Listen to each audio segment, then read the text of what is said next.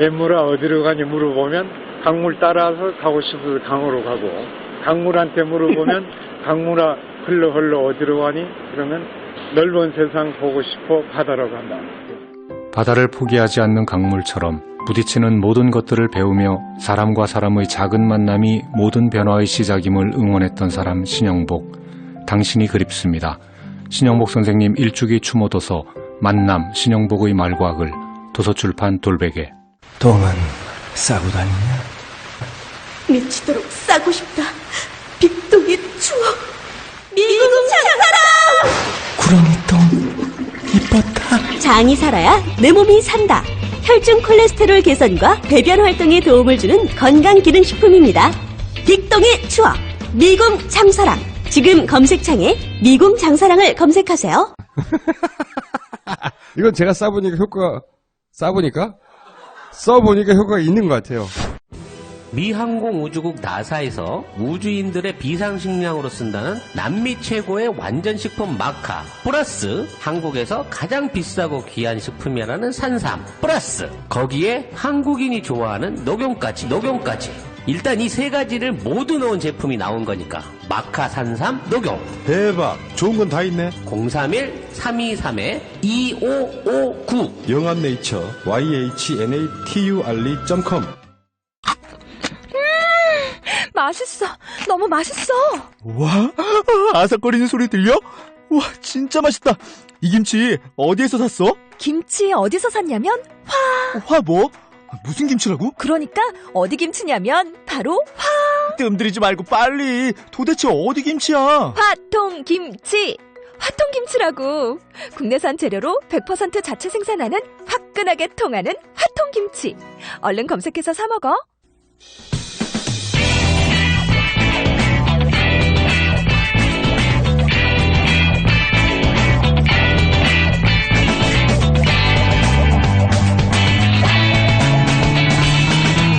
김어준의 뉴스공장. 양지열 변호사의 첫 방송 방금 들었습니다. 대단히 불쾌합니다. 양지열의 짧은 생각 뭐가 짧아요? 엄청나게 길더만. 양지열의 엄청나게 긴 생각으로 바꾸시고요.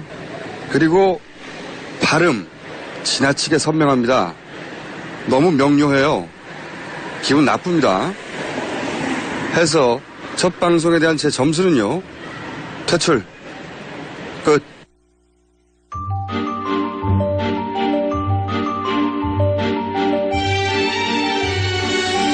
조금 전의 발언으로 인해서 이제 김어준 공장장에 대한 입국 금지령을 내리겠습니다. 아무래도 배경 소음으로 들어봤을 때 공항 쪽에서 들리는 소음 같았습니다. 지금 이 엄중한 시국에 공장장 직위를 버리고 혼자 뭘 즐기겠다고 해외로 도피했는지 모르겠습니다만은 그 도피가 돌아올 수 없는 길이라는 것을 명심해 주시기 바라겠습니다. 오죽 잡을 게 없으면 발음을 지적하겠습니까? 예. 뉴스에 나오지 않는 진짜 정치 뉴스를 전해드립니다. 하호영의 오프 더 레코드. 한겨레신문 하호영 기자 나와주셨습니다.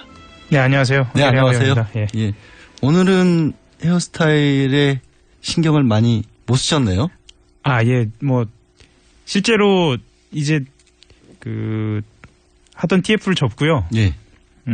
여의도, 그러니까 국회로 돌아갔습니다. 아, 이제 정치부로 복귀를 하신 거군요. 네, 아니, 정치부 복귀하는 거하고 헤어스타일은 상관은 없는데요. 아니, 예. 복귀를 하시려면 네. 머리 스타일에 더 신경을 쓰셔야 할 것 같은데. 예, 보통 이제 밖에 있는 것보다 국회 출입하면 특히나 이제 새누리당 여당 출입을 하게 됐어요. 예, 그래서 좀 더 단정하게 해야. 그러니까 스타일리스트한테 받고 메이크업 같은 것도 하고 해야 공식 업무에 나설 수 있는 거 아니에요, 원래? 네, 그러려고 합니다. 네. 아침이라 지금 그냥 대충 하고 나오신 걸로? 아, 예, 그런 걸로. 뉴스 공장 정도는 무시해도 되는 걸로? 네, 알겠습니다. 자, 지금 새누리당이 네. 한동안 난리였잖아요. 맞습니다. 난리를 잘 수습을 해나가고 있는 걸로 봐야겠죠? 새누리당 입장에서는 지금 본인들이 할 수 있는 최상의 조건으로 가고 있다. 이렇게 내부적으로 판단하는 분위기입니다. 왜냐하면 지금 떨어질 대로 떨어진 지지율을 회복하려면 지지율을 지키는 게 중요하거든요. 그러기 위해서 방법으로 쓸 수 있는 거 하나는 끊임없이 여론에 등장하는 겁니다. 그러니까요. 예. 원래는 원래 바른정당의 계획대로라면 네. 뉴스의 중심이 바른정당으로 가 있어야 하는데 계속해서 새누리당 뉴스가 나오고 있어요. 이것만 해도 성공이잖아요, 사실. 그렇죠. 보면 그 바른정당 같은 경우에는 촛불 민심, 그러니까 개혁에 대한 요구를 한 손에 들고 나머지 한 손에는 보수의 적자임을 자처하는 이런 그 양손에 뭐랄까 두 개의 떡을 들고 시작하는 것처럼 보였는데 지금 상황에서는 말하자면 개혁을 서청원. 예, 그렇죠. 개혁을 새누리당이 사고 있잖아요, 개혁을. 그런 모습으로 보이는 거죠. 그러니까 바른정당이 나와서 개혁하겠다고 이러저러한 것들을 발표를 끊임없이 하고 있는데 기자들이 안 가요, 거기에. 일단 여론전에서 완전히 밀리고요. 이게 궁금해하지 않는 상황이 돼버리고 있어서 바른정당도 좀 조바심이 있는 분위기입니다. 뭐 바른정당 얘기를 저도 다음 얘기로 하고. 예. 아무래도 진짜 말한 대로 뉴스의 중심이 새누리당이 되고 있으니까 어제 이제 상임 정국위가 겨우 두 번째 만에 열렸죠. 뭐 정국위 열려고 뭐 5시간 동안 기다렸다가 뭐 공항에서 내리는 사람 기다렸다가 가까스로 열렸다고 하는데 상임 정국위가 뭐예요? 들으시는 분한테서. 상임 정국위는요. 그 예를 들면 각 정당에는 여러 가지 그 의결 기구가 있는데 예를 들면 전당대회가 있고요. 그리고 그보다 더 큰 규모의 전국위원회가 있고요. 그 아래 규모의 100여 명 정도 되는 100명 정도 되는 상임 정국위가 있습니다. 100명이 좀 안 되는 숫자일 수 있는 게요. 여기에는 여러 가지 조건들이 있는데요. 예를 들면 지역위원장이라든가 뭐 등등의 각 정당에서 그 말하자면 그 대의원과 참 다른 의미에서 대표성을 가질 수 있는 당무에 관한 주요 사항을 심의 의결하는 기구입니다. 실제로 그 사람들이 이제 실무를 주도하고 있기 때문에 뭐 예를 들어서 우리 방송 같은 경우도 밖에서 마이크 꺼버리면 방송 못 나가잖아요. 그거를 다 하시는 분들이라고 보면 되는 거죠. 그렇죠. 실제로는. 그러니까 임명진 비대위 체제에 대해서 권한을 부여하고 정통성을 부여하는 하나의 어떤 절차를 밟았다 이렇게 보시면 되겠습니다. 그러니까 임명진 위원장이 월요일이었나요? 이제 기자회견을 했을 때도 실무 당직자들이 자신을 지지하고 있다는 얘기를 그렇게 강조를 하시더라고요. 그래서 근데 그런데도 불구하고 첫 번째는 어쨌든 무산이 됐었고 어제도 열리는데 그 보좌관들이 막 국회의원 회관 사무실들을 막 돌아다니면서 설득 작업을 벌이고 있다. 그러니까 끊임없이 방해 작업이 있었기 때문에 그런 일들이 벌어졌다. 그걸 가까스로 뚫고 우리가 뭐 정국위를 열었다라는 얘기를 했다는데 어제는 그러면 어떻게 방해를 뚫은 거예요? 아니면 방해가 없었던 거예요? 방해가 있었던 거는 맞습니다. 맞는데요. 여러 가지 비유가 나와요. 지금 이 상황에 대해서. 제 생각에는 예를 들면 정말 선열이 낭자한 실전인가? 그거는 좀 아닌 분위기예요. 그러니까 실제로 그 상임정국위가 성사되기를 기다리는 그 현장의 분위기를 보면은 기자들도 그렇고 내부에 있는 사람들도 그렇고 오늘은 뭐 성사되겠지. 부터 시작해서 오늘 성사되지 않아도 다음에 또 열겠지 이런 좀 약간 느슨한 그런 분위기였거든요. 아니 지금 첫 번째 정국위는 무산이 됐었고 그다음에 무슨 서청원 의원하고 임명진 비대위원장은 말씀들이 거의 뭐 저런 얘기를 해도 되냐 싶을 만큼 강력한 얘기들을 했었잖아요. 서로에 대해서 인신공격에 가까운. 거의 인신공격에 가까운 게 인신공격을 했는데 그렇죠. 그런데도 긴장감이 느껴지지 않는다는 건 뭐예요? 이상한데? 아마 눈 밝은 그 청취자들은 다 느끼셨겠지만 100% 짜고 친다 이렇게 얘기하기는 좀 어렵고요. 그렇게 하기는 어렵지만 일종의 프로레슬링으로 치면 링에 올라가서 힘을 겨루는 정도의 수준이 아닐까. 뭐 이렇게 느낌으로 와닿는 것 같아요. 아니 그 얘기는 뭐 많이 나왔던 게 서청원 의원하고 뭐 둘이 밀약을 해서 이번에 양보를 해주면 국회의장 한다느니 그게 농담이었다느니 어쨌든 두 사람이 얘기가 어느 정도 있었던 건 맞지만 그런데 그 얘기를 했던 거를 넘어서는 수준이 돼버리지 않았냐. 그러니까 처음에는 약속대로 시작을 했는데 한 사람이 너무 세게 때린 거죠. 그다음에 이제 괜찮아 맞으면 아프니까 감정이 격해진 나머지 서로 약속했던 것을 잊어먹고 실전에 들어간 게 아닌가라는 생각을 했는데 또 하 기자 분석은 이게 실전까지는 안 가는 정도다라는 거지 않습니까 지금 얘기가. 그러니까 지금 서청원 의원이 이렇게 하기를 바라는 사람들이 상당수 많은 거죠. 내부적으로는 그 임명진 비대위 체제 그러니까 지금 친박이 모두 물러나야 한다라고 이야기를 하는 사람들 쪽에도 실제로 우리가 얘기한 골수 친박이 있거든요. 그러니까 포장만 지금은 아니라고 하고 있을 뿐이지 마음속으로는 저 정도는 서청원 의원이 해줘야 된다. 그래야 균형이 맞는다 이런 정도라는 거예요? 사실은 이제 마음속이라는 게 굉장히 복잡해서 제가 말씀드리기엔 좀 조심스럽긴 한데. 벌써 사람 머릿속을 어떻게 알 수 없으니까. 예, 그런데 이제 예를 들면 자기의 지역구 상황을 봤을 때 자기가 여기서 말하는 자기는 이제 의원이죠. 의원이? 의원이 지금 개혁적인 모습을 보이지 않으면 지역 생활하기가 좀 어렵지 않을까라는 판단을 좀 하고도 있는 거죠. 수도권에서 그렇죠. 그러면 그런 분들은 본심이 어떻든 간에 그런 액션들을 충분히 취해줘야 하고 그걸로 또 언론에 좀 나와줘야 하는 것이죠. 예. 그래서 사실 어제 비대위를 구성을 했는데 네. 이거를 과연 쇄신이라고 할 수 있을지 면면을 보면 네. 정우택 대표부터 원내대표부터 시작해서 예. 조금 모호해 보이긴 합니다. 성격이. 그 정우택 원내대표 말을 좀 들어봐야 할 것 같아요. 그 정우택 원내대표가 어제 뭐라고 얘기했냐면 세 가지 쇄신을 얘기했는데 인적 쇄신, 정책 쇄신, 내부 쇄신이라고 얘기했어요. 그런데 정당을 출입하는 기자들 모두 다 아는 이야기고 그건 좀 분명한 이야기 같은데 쇄신은요. 정당에서는 인적 쇄신이 거의 99.9%입니다. 그렇죠. 사람 안 바꾸고 할 수 있는 일이 뭐 있어 말이. 예. 정책이 어차피 똑같은 얘기인 거고. 예, 그래서 비대위 체제가 등장을 했고 이 비대위 체제의 면면 예를 들면 김문수 전 지사라든가 아니면은 다른 분들 이렇게 보면 임명진 위원장이 이렇게 일성으로 이야기하는 친박을 포함한 인적 쇄신과는 좀 거리가 먼 거 아닌가. 그리고 정우택 원내대표의 일성을 보면 그 인적 쇄신에 대한 당장의 어떤 조치에 대해서 시간을 두고 로드맵을 좀 가져보겠다라고 이야기한 것도 말하자면 이제 계속 그 여론이 이게 좀 혹시 안 좋아지는 건 맞는 거 정도.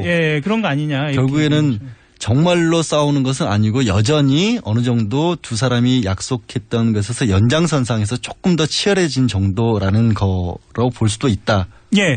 조금 있다가 9시에 그 비상대책위원회 첫 회의가 열리는데요. 이 자리에서 윤리위원회가 어떻게 구성이 되는지 또 로드맵을 어떻게 가져가는지 프로세스를 얼마만큼의 강도 높게 가져가는지 좀 지켜봐야 할 것 같아요. 그러면 그런 입장에서 보신다면 네. 친박이 상임정국이 처음에 네. 보이콧을 한 것도 이런 정도까지는 해줘야 한다라는 그런 정도였다라고 볼 수 있을까요? 아니면은 이 기자들이 그렇게 차마 기사를 못 쓰는데요. 예.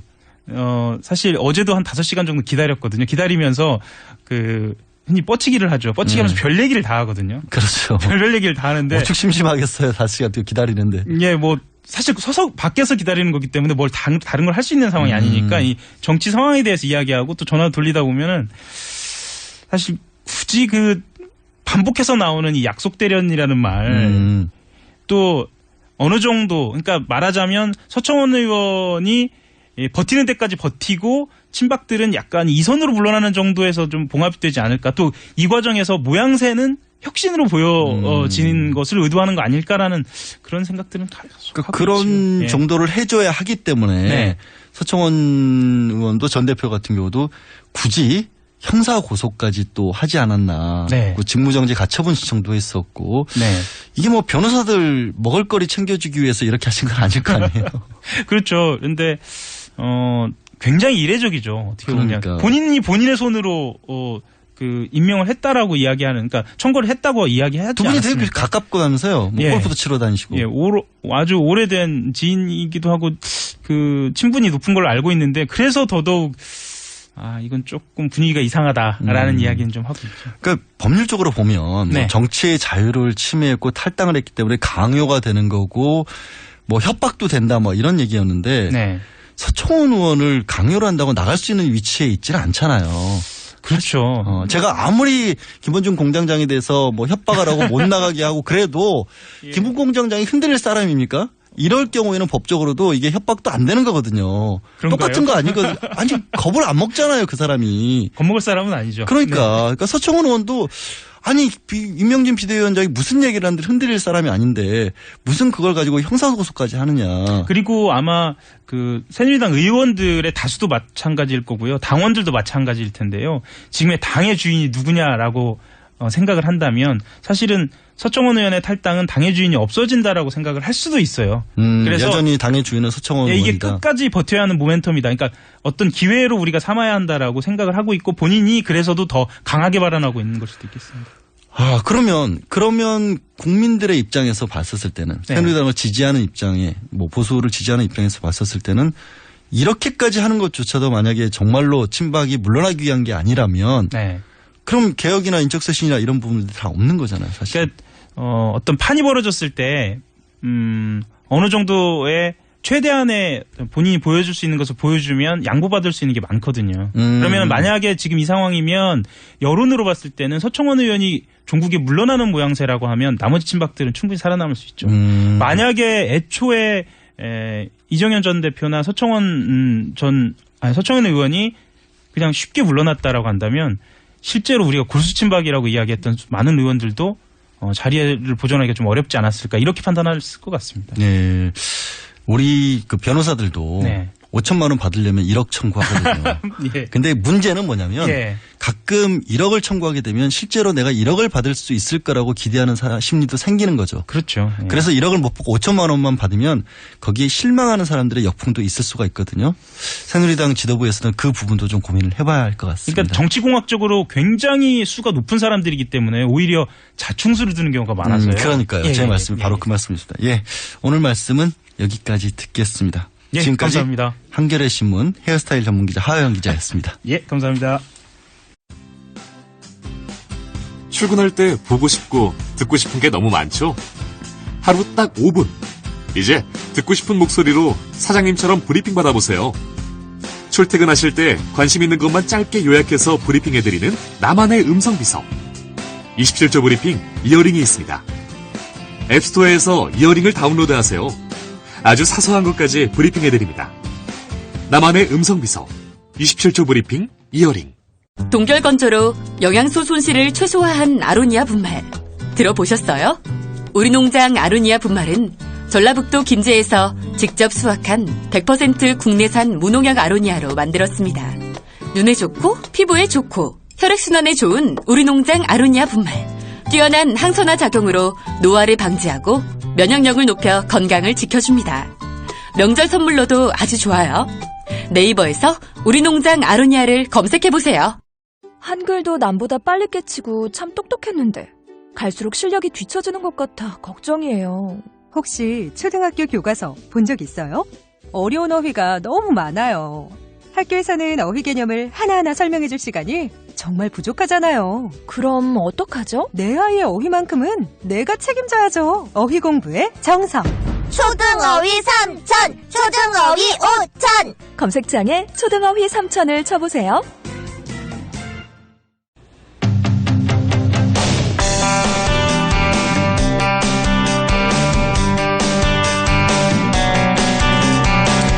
제20대 총선을 앞두고 박근혜 대통령이 야당 국회의원을 낙선시키라고 지시한 정황이 포착됐습니다. 안종범 전 청와대 경제수석 업무수첩에서 야당법 발목 의원, 홍종학, 김기식, 낙선운동이라는 메모가 대통령을 뜻하는 VIP라는 단어와 함께 표시된 건데요. 당사자 가운데 한 분인 김기식 전 더불어민주당 의원 연결해서 이 문제에 대한 입장 들어보겠습니다. 의원님 나와 계세요? 예, 안녕하십니까. 네, 안녕하십니까. 기분이 좋으실지 나쁘실지 잘 모르겠습니다. 물론 아직은 정황인데 박근혜 대통령에게 낙선운동 대상자로 찍혔다. 어떤 생각이 드셨어요? 예, 처음에 기자한테 듣고선 사실은 좀 황당했습니다. 그러니까 뭐 대통령이 야당의 특정 의원을 지목해서 낙선 대상자로 낙선시켜라라고 지시한다는 게 이게 뭐 민주국가에 있을 수도 없는 일이고요. 또 법률적으로는 선거법을 위반하는 행위인데 과연 정말 대통령이 이렇게까지 했나? 그래서 사실 좀 뭐 지금 뭐 벌어지고 있는 확인되고 있는 뭐 국정농단 사건 과정에서 뭐 있을 수 없는 일이 너무 많이 벌어지긴 했지만 과연 이런 일이 있을 수 있나 이런 생각이 들었습니다. 예, 같이 찍히신 홍종학 의원 같은 경우에는요. 어마어마한 훈장을 받은 느낌입니다.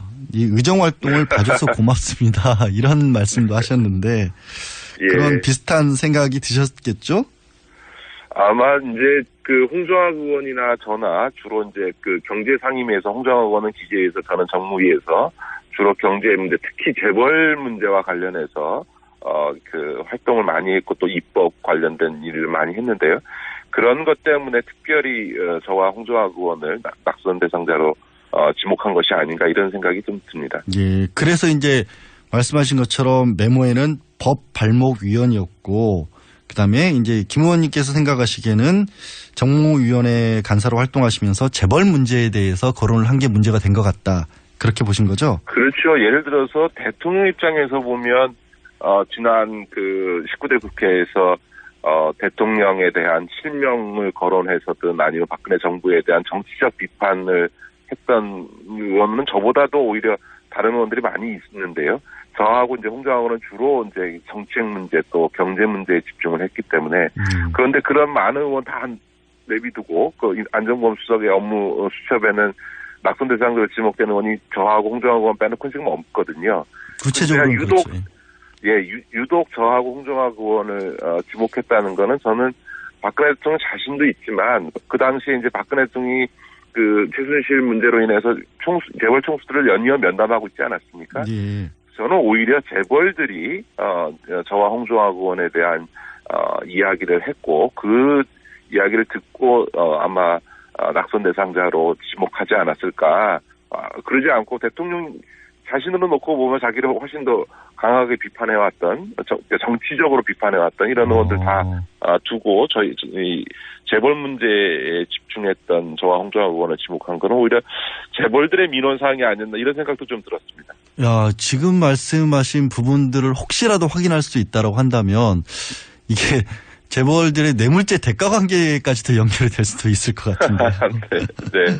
혹시 그런 거 말고 어쨌든 이제 이제 의원으로서 법을 만드시는 일을 하셨으니까. 네네. 뭐 대통령이 혹시 관심을 갖는 법안 가운데 적극적으로 반대를 하셨다. 이런 거 혹시 기억에 남는 거 있으세요? 아니, 뭐 여러 가지가 있죠. 예를 들어서 그 SK와 GS가 관련됐던 외국인 투자 촉진법이라든가 또 그 원샷법 같은 삼성도 관련돼 있습니다. 이런 법률에 대해서 제가 강하게 비판하고 반대했던 입장을 취했던 거는 분명하고요. 또 그거 외에도 지금 저희 정무위 같은 경우는 삼성의 특혜 법안이라고 할 수 있는 보호업법이라든가 또 삼성의 오너가 마음대로 인사할 수 있었던 것을 제동을 걸 수 있었던 금융회사 지배구조법이라 이런 부분도 실제로 제가 재정법률안을 입법하기도 했고 또 법 개정안을 추진하고 했기 때문에 그런 것들이 다 이제 경제 관료들이라든가 재벌이라든가 이런 쪽에서는 탐탁치 않았겠죠. 근데 지금 말씀은 이제 재벌 쪽으로만 주로 초점을 맞추셨는데 최순실 씨가요. 외국인 투자 촉진법에 그렇게 관심이 많았다고 하는데 그렇죠. 그거 반대하셨다면은 이거는 정말 심각하게 나쁜 일을 하신 거네요. 네, 그렇죠. 그러니까 저도 그 뉴스 보고서는 아니 최순실 씨가 이 도대체 외국인 투자 촉진법 내용도 잘 모를 텐데 아마 그거는 뭐 재계의 어떤 이야기를 듣고 했겠지요. 그 민원 법안으로. 근데 어쨌든 제가 강하게 2014년도에 외국인 투자 촉진법 처리에 대해서 저희 정무위뿐만 아니라 그게 이제 공정거래법하고 연관이 되기 때문에 저희 정무위도 관련이 돼 있는데요. 또 산자위의 법안 처리에 대해서 의원총회나 이런 자리에서 강하게 비판하고 반대했던 게 사실입니다. 계속해서 말씀을 드리지만 실제로 이게 최순실을 통해서 외국인 투자 촉진법이 재벌의 민원 사항으로 들어간 것이라면 특검에서도 이 부분을 봐야 할 내용이라고 생각이 듭니다. 그 안정범 전 수석 메모 얘기로 보면요.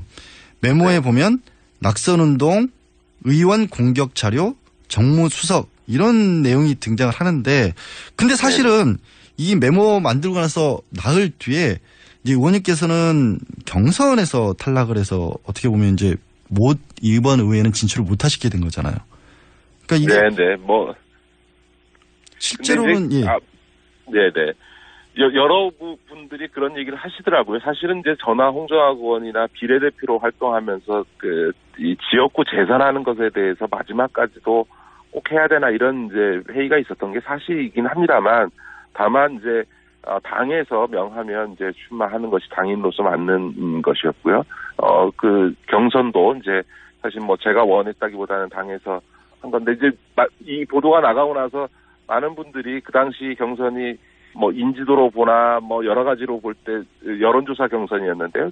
김기식 의원이 당연히 이기는 거라고 생각했는데 의외의 결과였다라고 얘기를 많이 하시면서 이번 보도를 보면서는 이 작은 지역구에서 여론조사라고 하는 거는 사실은 전화 응답을 하는 몇 사람만 잘 조직되면 이 지지율의 굉장히 변화를 만들어낼 수 있는 게 사실은 이거든요. 이제 그런 점에서 충분히 그 여당 조직을 통해서 영향력을 미칠 수는 있었겠죠. 그러나 그건 확인된 것도 아니고 또 그 당사자 그 경선 과정에 있었던 당사자분도 있기 때문에 제가 그걸 지금 와서 크게 제기하거나 그럴 생각은 없습니다. 그러니까 지금은 이제 당내 문제를 거론을 하신 거고 그거 말고 이제 안종범 수석의 메모 때문에 혹시로 실제로 그것과 상관없이 어쨌든 경선에서 실패하시는 바람에 이제 못 올라오셨지만 그것과 상관없이 정부나 청와대가 정말로 공격을 했다거나 불이익을 줬다거나 이렇게 혹시라도 생각되는 부분이 있으세요? 저에 대해서야 주변에서 압박이 많았죠.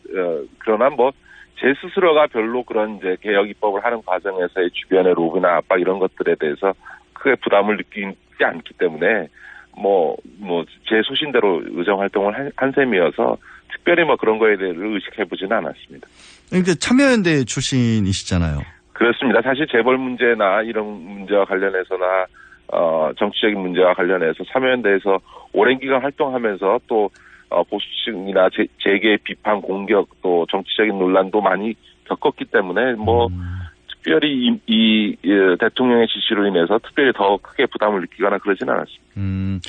워낙에 기존에도 그런 공격들을 많이 받으셨기 때문에 그럼요. 오히려 그게 특별히 이것 때문에 받았다는 느낌까지는 못 받으셨다 이렇게 그렇죠. 네. 그래도 그렇더라도 이게 정말로 공격 자료까지 혹시 공격 자료 혹시 짐작 가시는 게 있어요? 어떤 게 가능할까? 나에 대해서 누가 공격을 한다면 뭘 가지고 있을까? 이런 거 혹시 아니 그 당시에야 저희 특히 경제지들을 중심으로 해서 저나 홍정학 의원의 이 재벌 관련되거나 경제 입법 관련된 부분에 대해서 매우 비판적인 기사들이 많이 나왔죠. 특히 고 무렵쯤에는 2015년 말부터 그 선거 전까지 상당히 많이 나왔던 게 사실이고요. 그거는 그래서 제가 아까 말씀드렸던 것처럼 대통령의 그런 지시라고 하는 게 대통령 입장에서 자기가 추진했던 법안에 대한 반대하는 것뿐만 아니라 어떤 재계의 불편한 심기. 제가 듣기로는 제가 이제 20대 국회 재선하지 않는 것이 확정된 다음에 재벌 내부적으로는 서로 만세 불렀다라고 그 내부 안에서 내부 사람도 들었거든요. 그러니까 그만큼 제가 박근혜 정부나 재계에게는 불편한 존재였던 것은 분명한 것 같습니다. 예. 생각해 보니까 정말로 말씀하신 것처럼 재벌들 입장에서는 그 독대를 했을 때 가장 큰 민원 처리 사항으로 의원님을 좀 안 나오게 해달라라는 부분이 있을 수도 있겠네요, 정말로. 그쪽에서 붙인 별명이 저승사자라는 거 아닙니까? 재벌 저승사자, 예, 그렇죠. 네. 예. 그러면 재벌 저승사자라고 할지라도 그렇다고 그거를 대통령이 나서서 이 사람 떨어뜨려라. 이거는 정말 극단적인 어떤 선거 중립의무 위반이잖아요. 명백히 선거법 위반이죠. 그러니까 과거 노무현 대통령이 열린우리당이 이겼으면 좋겠다라는 희망사항만 가지고 표명한 걸 가지고 그 선거법 위반이다라고 해서 새누리당에서 탄핵까지 추진했지 않습니까? 근데 그건 사실은 경미한 수준이었다 이렇게 선관위나 헌재도 판단한 건데 이거는 야당 국회의원의 낙선을 지시했다라고 하는 거는 명백히 대통령의 공무원으로서의 중립의무를 위반한 또 선거에 개입해서는 안 된다는 법규정을 위반한 명백한 선거법 위반이고요. 그것은 이제 지금 현재 그 헌재에서 탄핵 심판을 진행하고 있지 않습니까? 예. 탄핵 사유라는 게 헌법과 법률을 위반한 행위를 했을 때 탄핵 사유인데 예. 이번에 이것이 사실로 확인된다면 특검 수사 과정에서 박근혜 대통령이 명백히 선거법을 위반했다는 것이기 때문에 탄핵 사유가 하나 더 추가된다고 볼 수 있겠죠. 예. 일단 그때 이제 노무현 전 대통령 때와는 사안이 너무 달라지는 게 이게 명확하게 특정인을 거론을 그렇죠. 했기 때문에 이 부분은 선거운동이라는 것 자체가 특정인을 당선시키거나 낙선시키기 위한 운동이라는 측면에서는 지금 두 분의 의원들 이름을 직접적으로 자진 것 자체가 선거법 위반이 될 수 있다. 근데 이제 실정법 위반보다는 아무래도 선거의 자유라고 하는 헌법의 위반 그런 부분이 될 것으로 보이는데요. 마지막으로 혹시라도 의원님께서도 직접적으로 이 문제 진상규명 같은 것을 위해서 혹시 대응 전략이라든가 아니면 조금 이런 부분에 뭐 예를 들어 특검에 내가 출석해서 얘기를 하겠다 아니면 좀 의혹이 되는 부분들이 있어서 이 부분을 언론을 통해서 밝히겠다 이런 것들이 있을까요? 아니, 뭐, 지금은 아마 특검이 상당히 열심히 또 국민들을 의식해서 수사를 잘 하고 있는 것 같습니다. 일단, 2월 말까지 1차 특검 수사 기간이 있으니까요. 특검의 수사를 지켜보고, 거기서 밝혀지는 것들을 좀 보고 나서 대응하는 것이 맞지 않을까 그렇게 생각합니다. 네, 직접적으로는 아까 말씀하신 것처럼 뭐 구체적인 사유 자체가 나오는 게 없으니까 네. 현재로서 뭐 해명을 딱히 하시는 것도 어려운 그런 상황이시겠네요. 예, 일단 뭐 지금 안정권 수석에 대한 수사가 계속 이루어지고 있으니까. 그럼요. 예. 네네. 그러니까 한번 수사 결과를 지켜봐야 되겠죠. 예, 알겠습니다. 오늘 말씀 여기까지 듣겠습니다. 고맙습니다. 네, 고맙습니다. 네. 예, 지금까지 김기식 전 더불어민주당 의원이었습니다.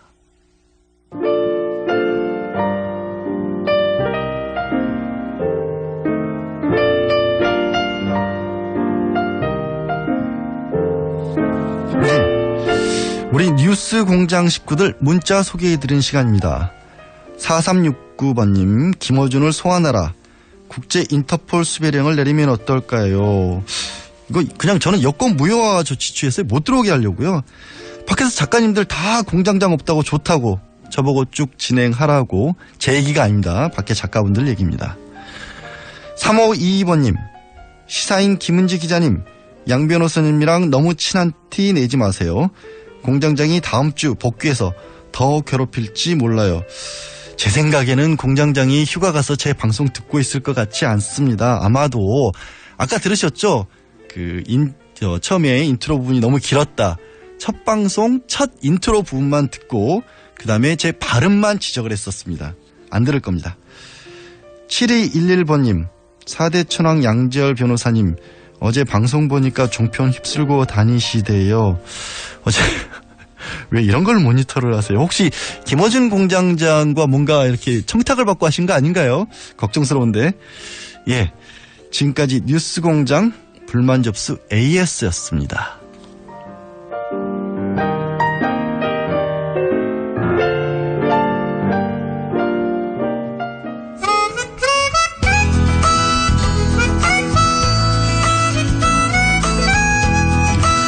뉴스공장 4부 시작합니다.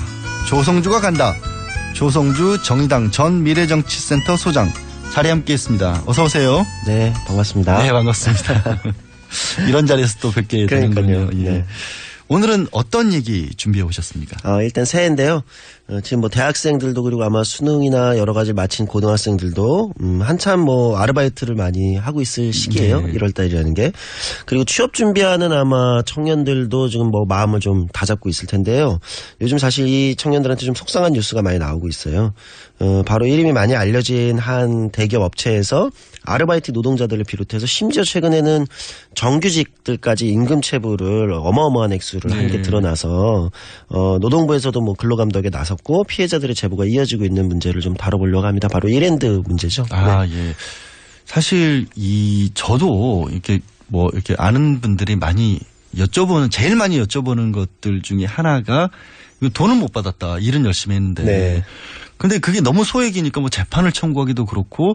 근데 요즘에는 고용노동부 같은 데서도 많이 도와주긴 했는데. 예. 사실 이렇게 큰 회사에서 이렇게 많은 규모를 그렇게 오래 안 줄 수가 있는가 도저히 이해가 안 가는데. 그렇죠. 뭐 어딘지는 아시지만 말씀해 네. 주셨지만 어떤 곳이에요? 그러니까 두 가지 주로 외식사업부 외식업체들 계열사에서 나오는 문제인데 아르바이트 노동자들 같은 경우는 이제 보통 우리가 보통 임금 체불하면 어떤 임금 전체를 안 주는 게 아니라 줘야 될 수당 같은 걸 안 주는 거. 법정으로 정해져 있는 예. 정규직들 같은 경우는 이제 좀 이따 한번 다뤄보겠지만 일은 굉장히 장시간 시키고 일한 시간에 맞게 돈을 주지는 않는 거죠. 뭐 이러면서 이제 임금 체불이 발생하는. 시간의 수당을 안 줬다는 얘기죠. 그렇죠. 그런 게 발생하는 경우가 굉장히 많은 거죠.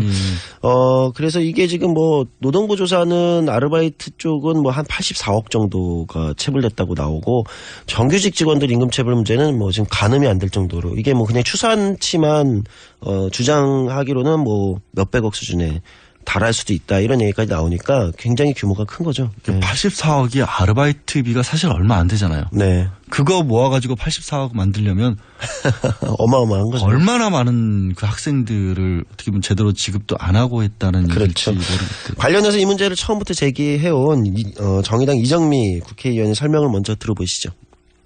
우리 정의당에 비정규직 상담센터가 있습니다. 근데 거기에 한 그 제보자가 애슐리에서 아르바이트를 하는데 아무리 봐도 여러 가지 노동법을 어기면서 임금 착취를 당한 것 같다. 이런 제보가 있었고 그래서 10월달 국정감사에서 이 문제를 본격적으로 파헤치게 된 것이죠. 360개 매장 전체를 특별 근로감독을 했더니 어마어마한 결과가 나온 것이죠. 전체 4만 4천여 명의 아르바이트생들의 한 84억 원 되는 임금을 착취했다라는 그런 과정을 알게 됐습니다. 이것은 뭐 아르바이트생뿐만 아니라 정규 직원들한테서도 이런 임금 착취가 있었다는 거, 그리고 이랜드 파크라고 하는 외식업체뿐만 아니라 아니 이게 말씀드렸다시피 84억 원을 진짜 큰 액수인데 네. 이게 모으는 방법이라고 얘기하는 것도 좀 그래서 착취한 방법이 뭐였어요? 네. 그래서 지금 뭐 두 가지가 제일 많이 나오는 것 같아요. 하나는 꺾기라고 이제 이게 많이 그 사용되는 방법인데요. 원래는 예를 들면 아르바이트를 하는 사람이 이제 뭐 예를 들면 오후 12시부터 뭐 오후 5시까지 5시간을 일한다. 예. 근데 중간에 한 오후 3시쯤에 손님이 좀 뜸할 수 있어요. 그럼 잠깐 나갔다 와. 하고 이제 1시간 비우고 그 1시간치를 안 주는 거죠. 아니 나가서 네. 뭐 하라고 그러면? 뭐 옛날에는 뭐 만화방을 가든지 PC방을 가든지 이렇게 해서 잠깐 나갔다 와라 이러면서 이제 그 1시간치를 안 주는 거죠. PC방비는 줘야죠 그러면. 그것도 안 주는 거. 이제 이런 꺾기가 제일 많았다고 하고요. 네. 그다음에 이제 정규직들 같은 경우는 이것도 굉장히 심각한데 이제 정확히 얘기하면 이제 근로시간 조작이라고 봐야죠. 그러니까 아침 7시에 출근을 했고 밤 11시에 퇴근을 했는데 실제 일한 시간은 8시간치만 주는 거예요. 야근한 건 안 치는 그렇죠. 거고. 아침에 일찍 오고 저녁에 한 건 안 치는 거고. 그런 식으로 하다 보니까 그리고 심지어 좀 이게 좀 문제인데 이제 외식 사업 보니까 이제 마트나 이런 데서 이제 식자재가 떨어질 수 있잖아요. 예. 그러면 그걸 당연히 기업에서 식자재를 조달해야 하는데 급할 경우 그냥 직원들한테 돈을 내게 했다는 거예요. 식자재 값을 직원한테 내라고요? 그렇죠. 그래서 어떤 사람은 제보에 따르면 월급 140만 원 받는데 그 달에 100만 원을 자기가 식자재 값으로 썼다고. 돌려줘야죠 나중에. 안 돌려줘요? 그러니까 안 돌려주고 이러다 보니까 이게 사실은 이거는 임금체불이라기보다는 일종의 법상으로 갈취 같은 거에 해당하지 않나 이런 생각이 드는데. 그거는 잠깐만 제가 좀 생각을 좀 해볼게요. 네. 예, 정말 말씀하신 것처럼 단순 임금체불이 아닌 게 이게 그냥 임금체불하면 뭐 줘야 될 월급 당연히 안 줬나 보다 이런 정도 수준이었는데 그런 게 아니라 이게 말씀하신 것처럼 야근 이런 거 하면 네. 월급뿐만이 아니라 야근도 원래 야근 수당도 원래 월급이잖아요. 그렇죠. 그러니까 150만 원, 200만 원 정해졌으면 그것만 줘라는 게 아니라 네. 일한 시간에 맞춰서 다 줘야 되는데 그거를 안 줬다는 거죠, 지금. 예, 그렇죠. 그리고 심지어 무슨 자재값, 퀵 서비스를 뭐 회사에서 이용할 경우가 있잖아요. 그럼 그 퀵 서비스 비용까지 직원들한테 다 부담을 시켰다는 얘기가 나오니까 이게 굉장히 이제 그래서 직장인들 사이에나 젊은 취업 준비생들 사이에서 이게 굉장히 좀 악질적이다 이렇게 이제 화제가 되는 이유가 있는 거죠. 네. 아니 이게 이런 얘기가 실제로 뭐 진술 같은 증거 같은 것들이 있는 거죠? 네, 제보가 쏟아지고 있습니다. 그래서 실제 여기서 좀 일을 하셨던 분인데요. 강미진님 이야기 한번 들어보시죠. 거의 평균적으로 100시간 이상은 항상 오버타임 초과 근무를 했던 걸로 기억하고 있어요. 사실상 아르바이트는 근로한 시간이라도 그 시간만큼이라도 지급을 하고 있는데 이제 그 위에 정직원 부분 해당하는 사람들은 아예 초과 근무에 대한 수당은 아예 못 받고 있는 상태였고 초과 근무가 찍혀져 있지만 아예 초과 근무에 대한 부분들은 루트라든지 이런 올리는 정산 이런 부분이 아예 없었기 때문에 그냥 못 받는다라고 생각하고 있었다가 이번에 아르바이트 미지급 사건에 나왔을 때 임금 체불의 부분을 받을 수 있겠구나라는 부분을 알게 되었어요. 현재에서는 이랜드에서 계속 아르바이트에 대한 부분만 처우를 이렇게 하겠다라는 부분만 강조를 하고 있고요. 정직원은 어떻게 처우를 해주겠다라는 부분은 아예 없는 상태이고 사과문조차도 정직원에 대한 사과문조차도 언급하지 않은 상태예요. 현재 상황은 그렇습니다. 이게 보면 이제 저도 고용노동부를 찾아가라는 정도밖에는 사실 조언을 못 드리거든요. 현실적으로. 게다가 보통의 경우에는 그래도 이 정규직이잖아요. 정규직들은 이런 식의 처우를 받지는 않는 걸로 알고 있었다는 그렇죠. 거거든요. 그런데 이거를 이 초과 근무한 거를 아예 어디에 첨부해야 될지도 막연한 상황이었고, 근데 이게 어쨌든 이게 문제가 커지니까 사과문은 했죠. 사과는 지금 했죠. 그렇죠. 이랜드 쪽에서 이제 사과를 발표했고, 그다음에 아르바이트 비정규직들 뭐 1000명을 이제 정규직 전환하겠다 이야기했는데, 그다음에 이제 심지어 정규직에서도 이런 식의 임금체불이나 부당한 게 있었다는 게 드러나면서 이거에 대해서는 지금 아직은 대책은 내놓고 있지 않은 상황입니다. 전혀 그러면 이게 현재 진행형 그대로 반복된 게 하나도 고쳐진 게 없는 거잖아요. 그 가격 액수로 따지면 더 큰 액수가 남아있는 부분이죠. 그렇죠. 훨씬 큰 액수가 남아있는 거죠. 예, 이 정직원들에 대한 이 연장근로수당이나 이런 걸 안 준 부분은 액수가 뭐 여기 이제 정의당의 이정미 의원실의 추산에 이건 추산인데요. 그쪽에서 최소 800에서 900억 가까이 되지 않겠느냐 이렇게 보고 있고요. 그러니까 작년에 지금 대한민국의 임금체불 총 액수가 한 1조 4천억이라고 하거든요. 2016년도. 1조요? 예, 1조 4천억. 이거 어마어마한 숫자예요. 웃을 일이 아닌데 어이가 없어서 웃는 겁니다. 네, 사실 답답하고. 근데 이게 제가 말씀드렸다시피 저도 상담을 많이 들을 정도면 굉장히 자주 일어나는 일이고 뉴스로도 많이 나왔는데 왜 이게 없어지질 않는 걸까요?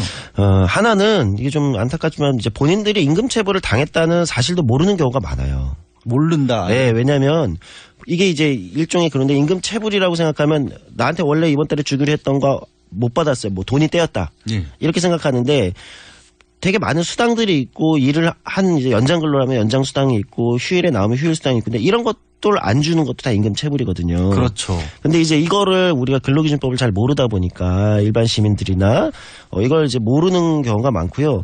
나중에 이제 체불된 게 드러났다 하더라도 엄정한 법 집행이 사실 안 되고 있습니다. 그러니까 임금체불이 한국에서는 심각한 범죄로 인지되지 않고 있는 거죠.